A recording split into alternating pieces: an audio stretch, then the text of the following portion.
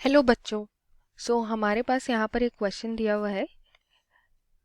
The question is a rigid body rotates about a fixed axis with a variable angular velocity equal to alpha minus beta t, where t is the time and alpha beta are the constant. The angle in radian through which it rotates before it stops. हमारे पास चार option given है। सबसे पहले हम समझ लेते हैं कि इसका की कॉन्सेप्ट क्या होगा।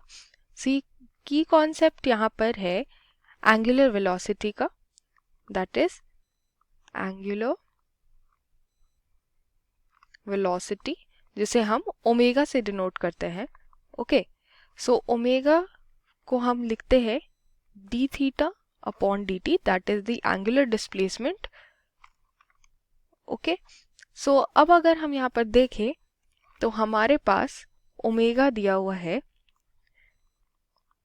वेरिएबल जो है अल्फा माइनस बीटा टी।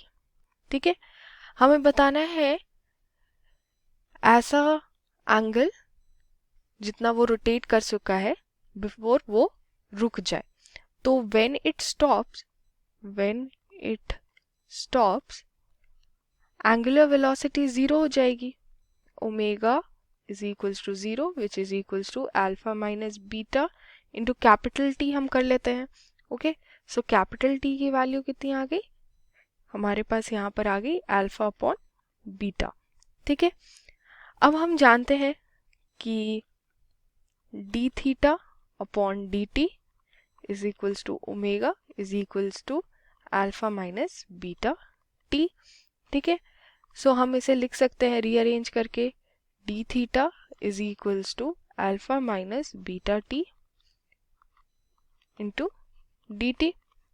ठीक है, अब अगर हम देखें तो हम दोनों को इंटीग्रेट अगर कर दे दोनों साइड पे, ठीक है, तो ये इंटीग्रेट होगा जीरो से टी तक, कैपिटल टी तक, क्योंकि यहाँ पर ओमेगा जो है वो जीरो हो जाएगा। तो ये जीरो से थीटा तक।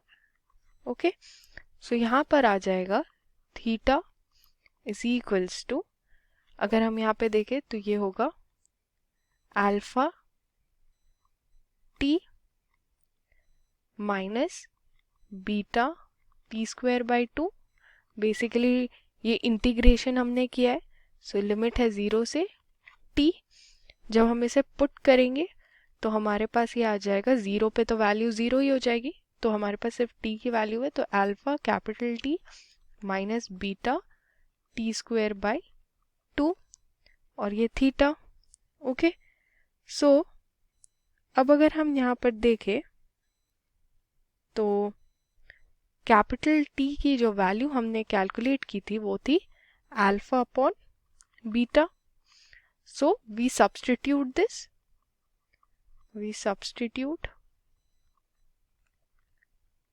तो यहाँ पर थीटा जो है वो आ जाएगा alpha multiplied by alpha bye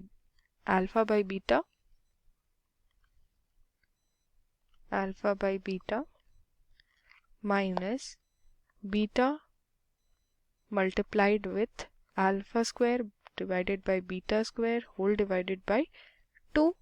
हम इसे सॉल्व करेंगे तो हमारे पास यहाँ से थीटा की जो वैल्यू है वो आ जाएगी alpha square divided by to beta. Okay, यहाँ से अगर हम देखें तो हमारा ऑप्शन नंबर 1 जो है that is the correct answer. तो हम यहाँ लिख सकते हैं hence option 1 is correct answer.